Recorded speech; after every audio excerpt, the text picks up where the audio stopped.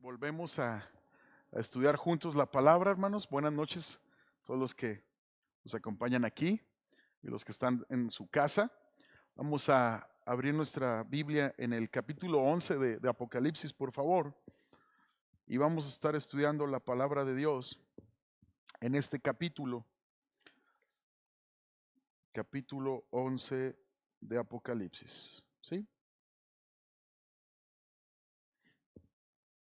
Capítulo 11. ¿Cómo se les ha hecho estudiar Apocalipsis? ¿Bien? ¿Sí? Está interesante, ¿verdad? Entonces vamos a iniciar leyendo ahí en el verso 1, ¿sí? Dice la palabra de Dios: entonces me fue dada una caña semejante a una vara de medir, y se me dijo: levántate y mide el templo de Dios y el altar y a los que adoran en él.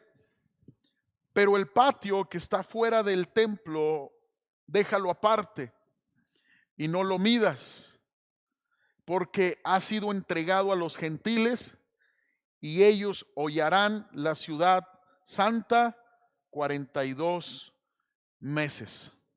Ok, vamos a estudiar lo que significa esta visión, esta continuación de la visión de Juan con respecto al futuro que vendrá, ¿verdad? En los tiempos futuros. Pero también vamos a aprender cómo podemos aplicar esto que el Señor nos habla en Apocalipsis, porque la palabra es viva y es eficaz. Y la palabra de Dios, aunque fue escrita hace cientos de años, miles de años, te voy a decir algo, es viva y es para hoy. Entonces vamos a estudiar esto, que este capítulo, hablando del tiempo que vendrá, este capítulo está relacionado con la vida espiritual de Israel, de lo que va a suceder con Israel. Aquí vemos que Israel vuelve a la forma de adoración del Antiguo Testamento. ¿De qué estoy hablando? Bueno, de la vida de adoración del Antiguo Testamento con respecto al pueblo judío. Estamos hablando de la adoración en el templo. Ahora, esto quiere decir que los judíos van a reconstruir el tabernáculo, lo que es el templo de Dios. Obviamente, actualmente hay judíos ortodoxos que viven en la ley de Moisés. Y aunque Jesucristo ha venido y ha venido a traer el nuevo pacto, que es el pacto de gracia, ellos viven según la ley.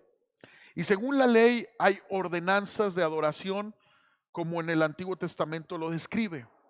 Entonces, en este tiempo, los judíos van a reconstruir el tabernáculo. ¿Por qué?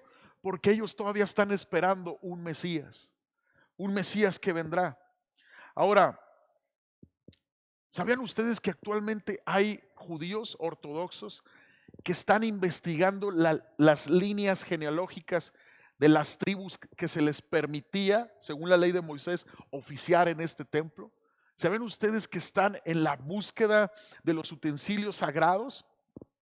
Incluso hay un rumor ahí que hay una maqueta del prototipo a escala, ¿verdad? De lo que sería el templo, la reconstrucción del templo, que anda por ahí por Estados Unidos y no sé si recaudando fondos. Hay un rumor, no sé la verdad con certeza si sea cierto, pero la verdad es que muchos judíos están buscando que se reconstruya el templo. Ahora, yo quiero decirte la historia de este templo.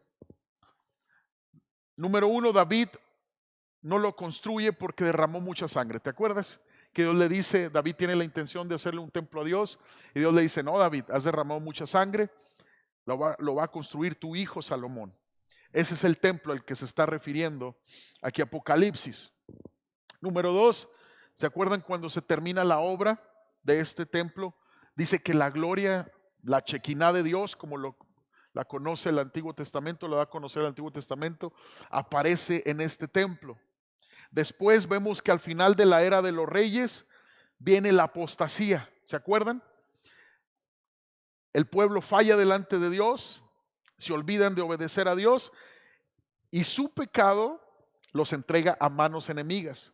Y ahí sale en escena el rey Nabucodonosor, que toma de prisionero al pueblo de Israel, de esclavo a Israel, y destruye el templo de Jerusalén, de la ciudad de Jerusalén. También 70 años después se promulga un decreto para reconstruir la ciudad, y con el tiempo se reconstruye el templo. Esto es a manos de Zorobabel y de Josué. Después Antíoco Epifanes, emperador greco-sirio, lo vuelve a profanar. Después viene Herodes el Grande, lo destruye y lo reconstruye, y se le conoce como el templo de Herodes. Después Jesús profetizó la destrucción del templo en Mateo 24:2. ¿Sí? Vamos a buscarlo. En los tiempos que Jesús estuvo aquí en la tierra, Jesús profetiza de él. Mateo 24:2 dice: respondiendo él les dijo, ¿veis todo esto? De cierto os digo que no quedará aquí piedra sobre piedra que no sea derribada. ¿Ok? Y se cumple esta profecía, se cumple. Durante el tiempo de Tito, el general romano que sitió la ciudad de Jerusalén, los judíos, fíjate bien, prefirieron quemarlo que entregar el templo. Entonces se cumple esta profecía, como 65 años después de Cristo. Y actualmente el templo pues no existe, fue destruido, pero en el lugar donde estaba se construyó el templo, el Domo de la Roca, un templo musulmán, el segundo templo más importante de los musulmanes. Entonces, en los tiempos proféticos, en los tiempos que vendrán, si va a ser reconstruido el templo de Jerusalén, el templo de los judíos, tiene que haber algún conflicto militar muy fuerte, muy fuerte. Entonces, podemos atribuir que son los tiempos que vendrán donde el anticristo se va a manifestar y va a ser posible esto. O tal vez por un acuerdo de paz entre Israel. Dice Daniel 9:27, entre Israel y los palestinos. Daniel 9:27, acompáñame. Dice: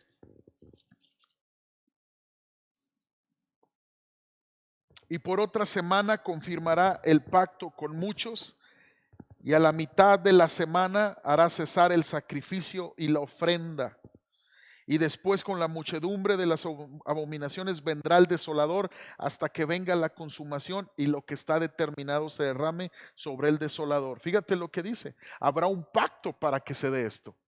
Y después el anticristo se sienta en ese templo para que se cumpla la profecía de la abominación desoladora de Daniel.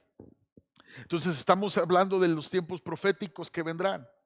Ahora vamos a entender esto, que cuando se le pide a Juan que mida el templo, este se va a encontrar inadecuado. ¿Por qué? Porque los judíos que estarán construyendo este templo no va a ser por inspiración de Dios. Entonces no va a ser como el que Dios diseñó, por ejemplo, cuando lo construyó Salomón. Entonces la palabra medir bien puede ser relacionada a que Israel va a ser juzgado, hermanos, juzgado por no creer en Jesús en aquellos momentos. Hay algo que debe estar en el corazón de la iglesia, y es estar orando por los judíos, por el pueblo de Dios, por nuestros hermanos judíos. Incluso la palabra de Dios dice que el que bendiga al pueblo de Israel será bendecido. Y tenemos un conocido misionero allá en Israel, y él mencionaba hace algunos años que muchos judíos están aceptando a Jesús como su Salvador. Incluso hay muchas iglesias cristianas en Israel. Se está esparciendo el evangelio. Entonces, ¿qué quiere Dios para Israel? Obviamente, Dios ha cegado su entendimiento a su propio pueblo Israel, dice Romanos, para que la luz les resplandezca a los gentiles, a nosotros, a los que no éramos judíos. Pero esto no es para siempre, amados. Dios quiere la salvación para Israel. Entonces, es necesario que tú y yo oremos, tanto por el pueblo de Israel como por los misioneros que están allá, trabajando para el Señor. Porque realmente, amados, viene un juicio de Dios a toda persona, incluyendo a los judíos que rechazan a Jesús como Mesías. Los judíos ortodoxos creen en Jesús, pero lo ven como un profeta más. No lo ven como el Hijo de Dios. Incluso ellos están esperando el Mesías. Es ahí donde va a haber un engaño cuando el anticristo se aparezca con un pacto de paz entre Israel y los palestinos. Y ahí es donde ellos van a ser engañados y van a adorar a ese anticristo como el Mesías esperado. Entonces, créemelo que esto se va a cumplir. Si lo dice la palabra, se va a cumplir. Ahora, vamos a seguir leyendo el verso 3. Dice, y daré a mis 2 testigos que profeticen por 1260 días vestidos de cilicio. Y estos testigos son los 2 olivos y los 2 candeleros que están en pie delante del Dios de la tierra. Si alguno quiere dañarlos, sale fuego de la boca de ellos y devora a sus enemigos. Y si alguno quiere hacerles daño, debe morir él de la misma manera. Ellos tienen poder para cerrar el cielo a fin de que no llueva en los días de su profecía. Y tienen poder sobre las aguas para convertirlas en sangre y para herir la tierra con toda plaga cuantas veces quieran. Cuando haya acabado su testimonio, la bestia que sube del abismo hará guerra contra ellos y los vencerá y los matará. Y sus cadáveres estarán en la plaza de la grande ciudad, que en sentido espiritual se llama Sodoma y Egipto, donde también nuestro Señor fue crucificado.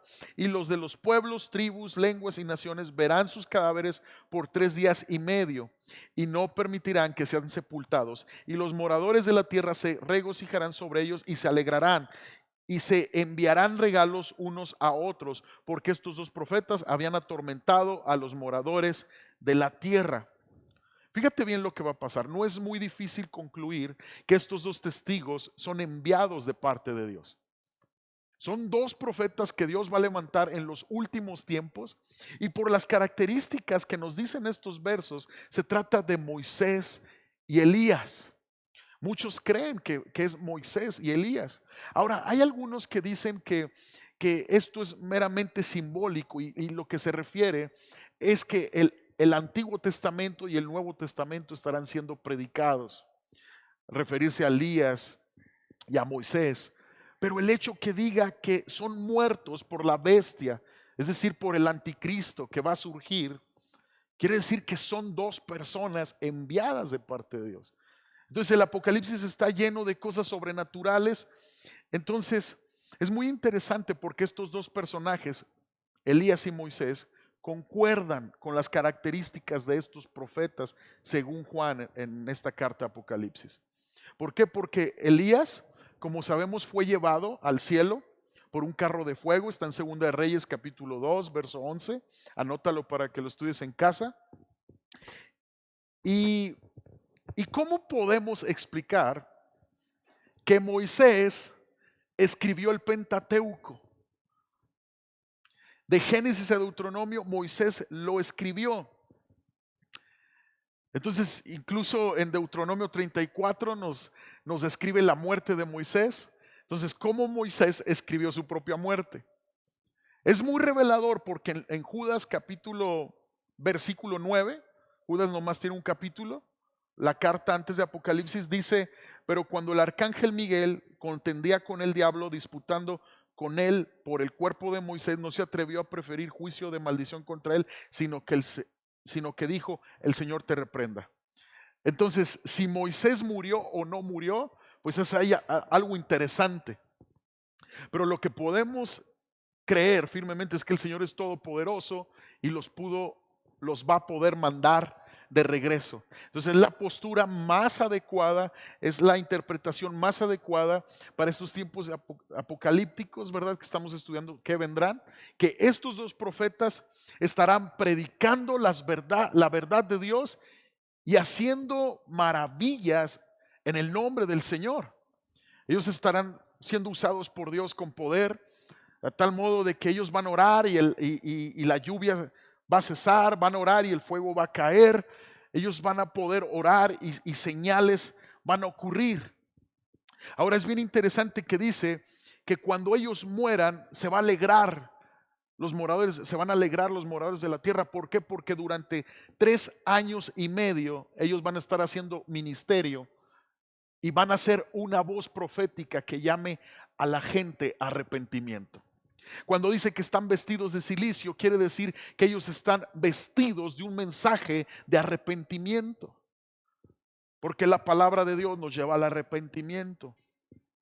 Entonces, podemos concluir que la interpretación más correcta es de que se trata de Moisés y de Elías. Por ejemplo, en Mateo 17, 1 al 5, vemos cómo Moisés y Elías aparecen en el ministerio de Cristo. Entonces, pues creemos que también ellos van a participar de los tiempos proféticos que vendrán. Dice Mateo 17, 1, 5. 6 días después Jesús tomó a Pedro, a Jacobo y a Juan su hermano y los llevó aparte a un monte alto y se transfiguró delante de ellos. Y resplandeció su rostro como el sol y sus vestidos se hicieron blancos como la luz. Y aquí les aparecieron Moisés y Elías hablando con él. Es interesante cómo el escritor de Mateo, es decir, el discípulo Mateo, o bien los otros discípulos, ¿cómo supieron que se trataba de Moisés y de Elías? Si no eran contemporáneos de su época, si no había fotografías de ellos en esos tiempos. Obviamente fue por revelación del Espíritu Santo. Dice, hablando con él, entonces Pedro dijo a Jesús: Señor, bueno es para nosotros que estemos aquí. Si quieres, hagamos aquí 3 enramadas. ¿Qué quiere decir? 3 así como techitos, como casitas para descansar. Dice, una para ti, otra para Moisés y otra para Elías. Mientras él aún hablaba, una nube de luz los cubrió, y aquí una voz desde la nube que decía: Este es mi hijo amado, en quien tengo complacencia. Dice, a él oíd. Al oír esto, los discípulos se postraron sobre sus rostros y tuvieron gran temor. La transfiguración de Jesús, el Señor confirmando esto. Moisés representa la ley y Elías representa a los profetas. Cuando el Señor hace esto con Jesús, la transfiguración, el Señor está confirmando que Jesucristo es lo que la ley venía anunciando y lo que los profetas profetizaron. Es increíble. Entonces Moisés y Elías pudieran ser estos dos profetas que vendrán en los últimos tiempos a predicar la gran verdad a toda la gente que estará presenciando la gran tribulación. Ahora, la tarea de estos dos testigos, es proclamar un evangelio de poder para contrarrestar las señales y maravillas del anticristo. Porque el anticristo va a hacer señales y maravillas, pero estos dos profetas van a estar predicando la verdad y van a estar contrarrestando el poder de este maligno. Ahora, el Señor no los trae aquí en el capítulo 11 para avergonzarlos, sino para hacer su parte en los planes divinos, ya que no se le permitirá a la bestia tocarlos hasta que hayan terminado su tarea. Pudiéramos preguntarnos, bueno, ¿por qué solo 3 años y medio y el Señor permite que los mate el anticristo? No es para avergonzarlos, es porque Dios les dio una tarea de predicar 3 años y medio. Ahora, en Apocalipsis 11:8 dice, se mencionan las características degeneradas e inhumanas en las que viven los humanos de esta época futura, ya que dejan los 2 cuerpos de los testigos, de los profetas, tendidos en las calles de Jerusalén. Y la ciudad está tan degenerada que aquí Juan la llama Sodoma y Egipto. Y Sodoma y Egipto son símbolos de degeneración y de materialismo. Sodoma representa la inmoralidad y Egipto representa la esclavitud. Es interesante cómo en este tiempo de tribulación en el mundo entero habrá tanta maldad, la maldad ha crecido a tal grado que dejan los cuerpos tirados. Ahora, todo el mundo será testigo de esto. Esta profecía había un poco de dificultad de entenderla años pasados, porque años pasados no contábamos con el internet. Pero hoy que tenemos televisión a nuestro alcance, tenemos internet a nuestro alcance, podemos entender que esto tiene coherencia. O sea, que todos los habitantes de la tierra se van a dar cuenta de estos dos profetas y que se van a dar cuenta que fueron muertos. ¿Por qué? Porque ya hay tecnología. Ahora, en el verso 11 y verso 12, los testigos resucitan. Dice, pero después de 3 días y medio entró en ellos el espíritu de vida enviado por Dios y se levantaron sobre sus pies y cayó gran temor sobre los que los vieron y oyeron una gran voz del cielo que les decía, subir acá, y subieron al cielo en una nube y sus enemigos los vieron.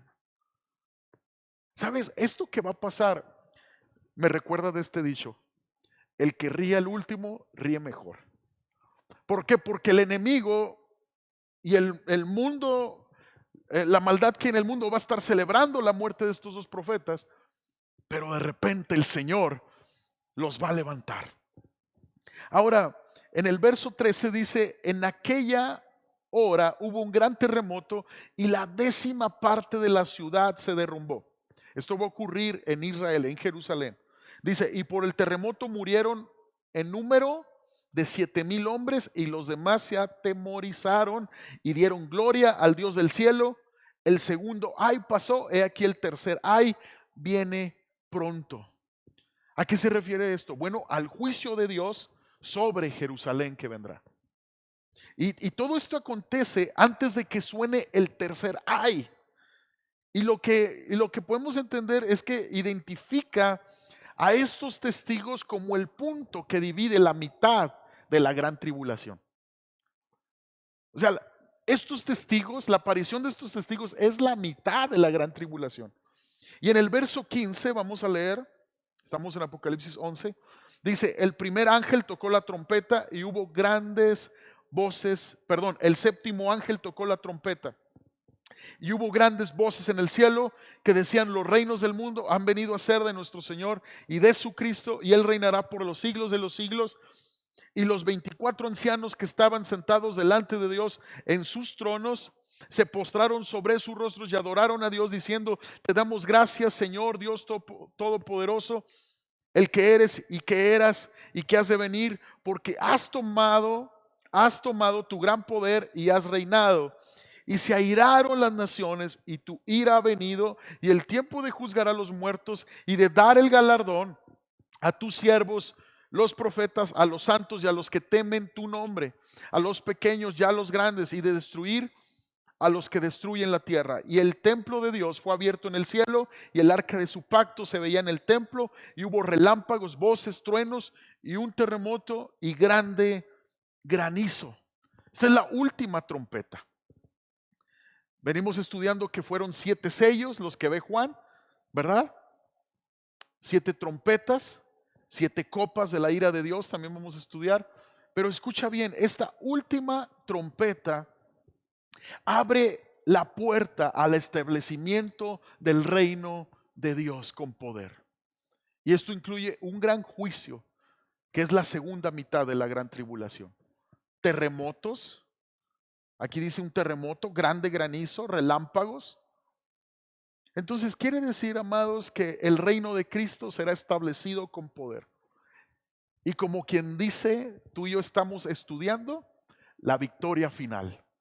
El que está del lado de Cristo está del lado del campeón. Amén. Entonces, amados, ¿qué podemos aprender de Apocalipsis 11? ¿Sabes qué podemos aprender?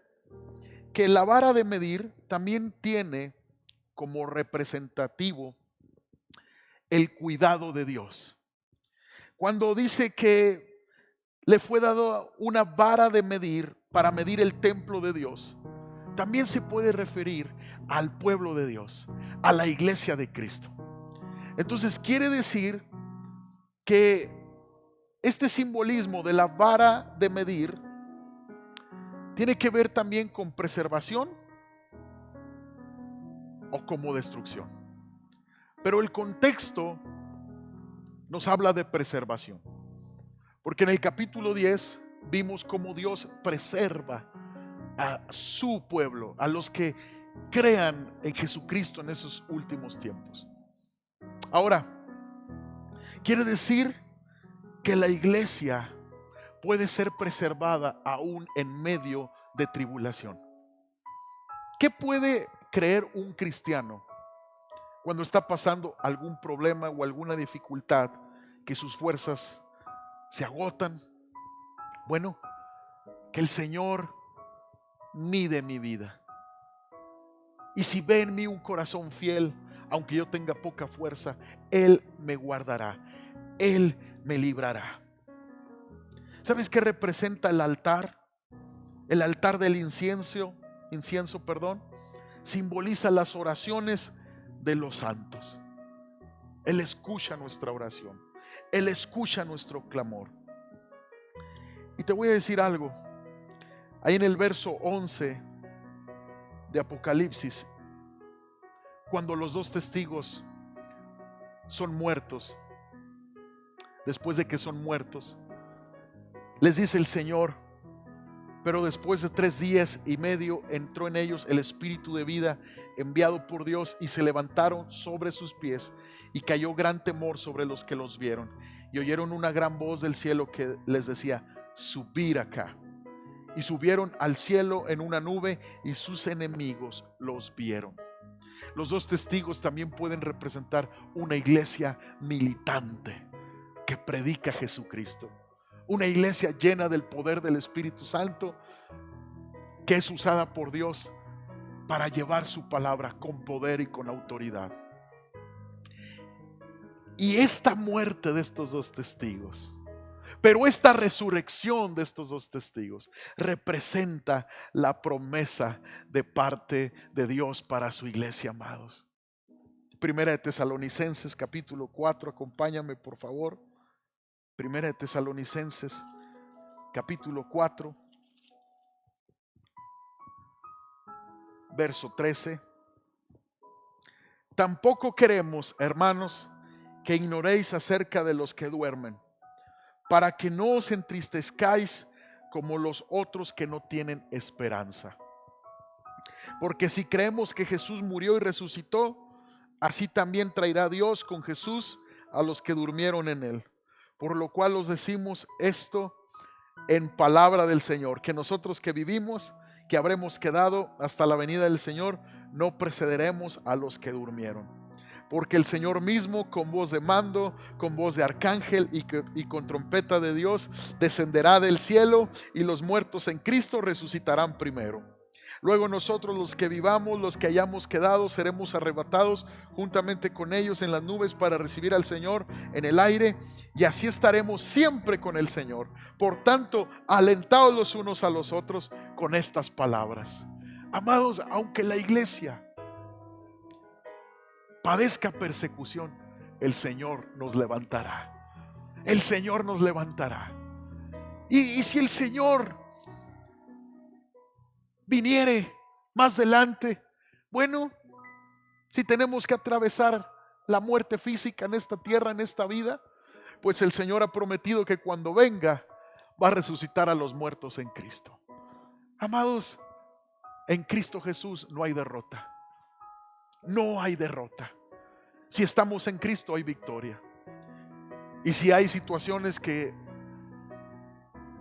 pareciera que estamos acabados, que ya no hay esperanza, recuerda esto: que el Señor resucita todo.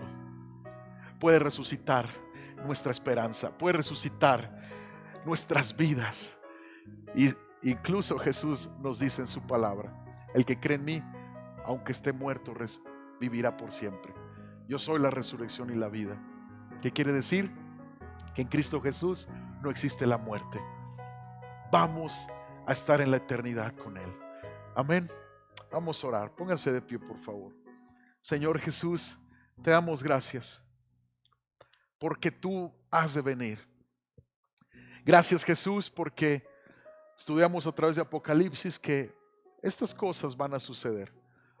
Señor, y también va a suceder que seremos, Dios, arrebatados contigo, Señor, y podremos verte cara a cara. Ayúdanos a alentarnos los unos a los otros. Ayúdanos a esperar tu segunda venida con pasión, con devoción, creyendo, Jesús, tus promesas. En el nombre de Jesús te damos gracias. Amén. Amén. Dios les bendiga, pues estamos despedidos.